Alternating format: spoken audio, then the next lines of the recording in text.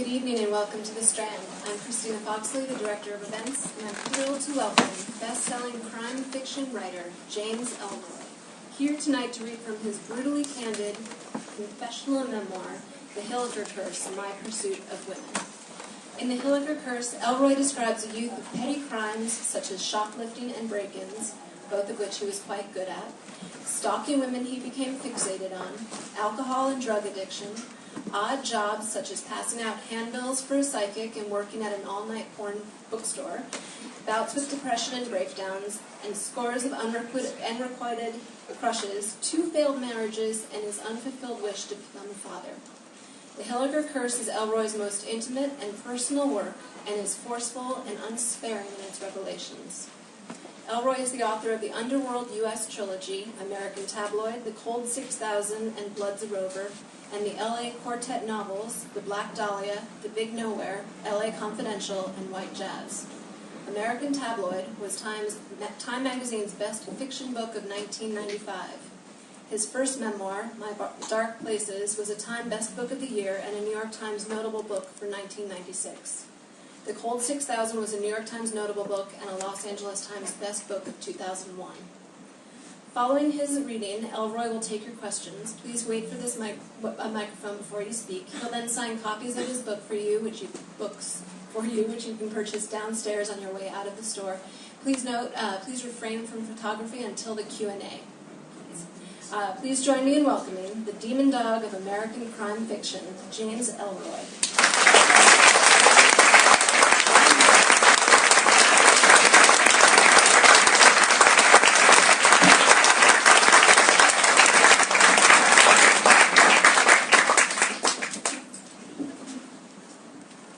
T.S. Eliot wrote, "If you came this way, starting from anywhere, at any time and in any season, you would have to put off sense and notion. You are not here to instruct yourself, or to inform curiosity, or to carry report. You are here to kneel where prayer has been proven valid." And for me, James Ellroy, the deaf dog of American literature, what better place than New York City, downtown Manhattan, the fount of literacy for the entire fucking world.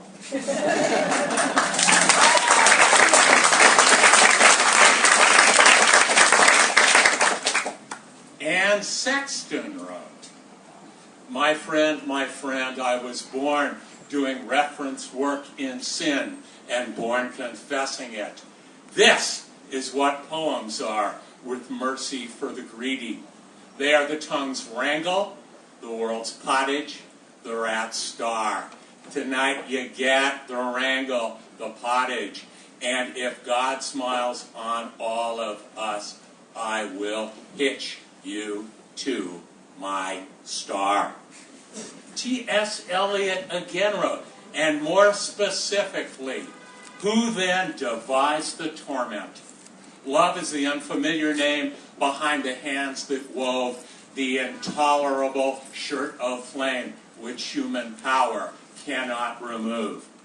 We only live, only suspire, consumed by either fire or fire. And that is the topic and the theme of my brilliant, soul-bearing, revelatory, Beethoven new memoir, The HILLIKER CURSE. I am here to restore literacy to the American cultural landscape, and I have an offer for each and every one of you. If each and every one of you buy 1,000 copies of this book tonight, you will be able to have unlimited sex with each and every person that you desire on earth every night for the rest of your lives.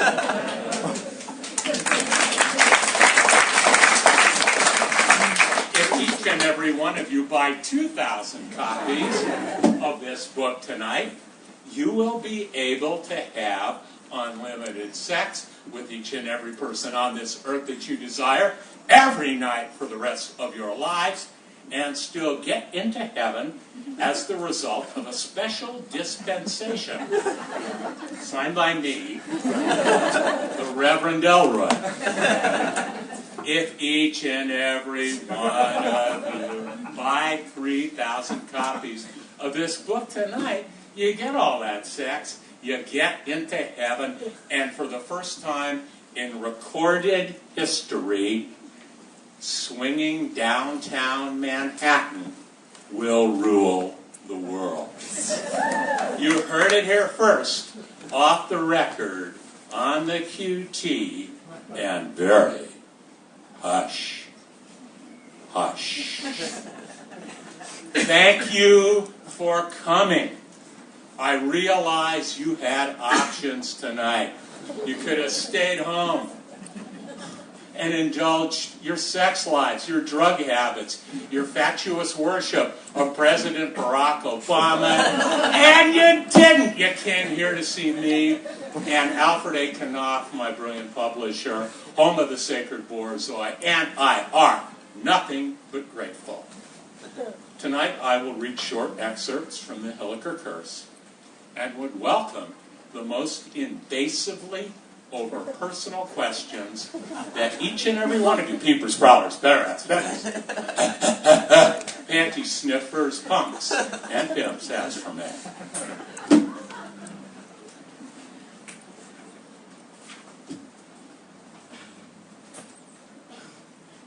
So women will love me. I invoked the curse a half-century ago. It defines my life from my 10th birthday on. The near immediate results have kept me in near continuous dialogue and redress. I write stories to console her as a phantom. She is ubiquitous and never familiar. Other women loom flesh and blood. They have their stories. Their touch has saved me in varying increments and allowed me to survive my insane appetite and predation. They have withstood my recklessness. I have resisted their rebukes. My storytelling gifts are imperviously strong and rooted in the moment that I wished her dead and mandated her murder. Women give me the world and hold the world tenuously safe for me. I cannot go at them to find her much longer. My obsessive will is too stretched. Their stories must eclipse hers in volume and content. I must honor them and distinguish each one from her. My pursuit has been both raw and discerning. The latter comforts me now. There were always grace notes in with the hunger. It has been a fever dream. I must decorously decode it. They are all gone now. I am unbodied without them. If I address them with candor, they will cut me loose of the fury. My grasp may recede to a touch in retrospect. I'll find the answer in dreams and waking flashes. They'll find me alone and talk to me in the dark. Madison, Wisconsin was lake-bound and penguin shit cold. A snow-covered field flanked Aunt Leota's house. I got into a snowball fight the first day. An ice-crusted ball busted up my face and loosened some wobbly teeth. I holed up in a back bedroom and brooded. My cousins were off being happy kids at Christmas.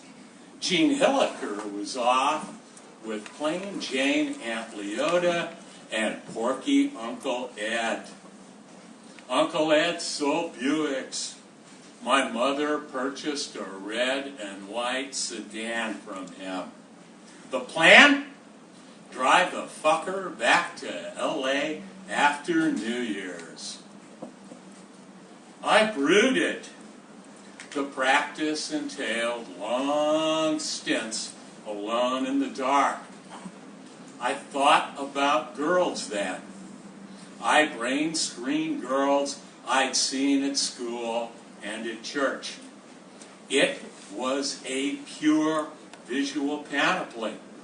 I did not impose storylines. I have formally brooded through to this moment.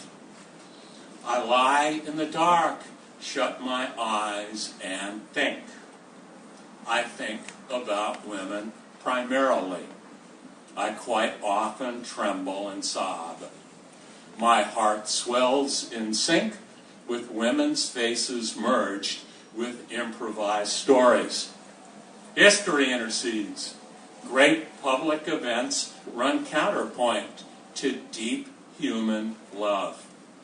Women glimpsed for half seconds carry a spiritual weight equal to my long-term lovers. Bumfuck Wisconsin was a drag. My mouth hurt. That fucking snowball sliced my lips. I couldn't kiss Christine Nelson from school. My dad said he knew a TV babe named Chris Nelson. She was married to a heeb named Louis Quinn. Chris was a nympho. She flashed her snatch at him at some movie biz party. The adults came home. My mother brought me a library book.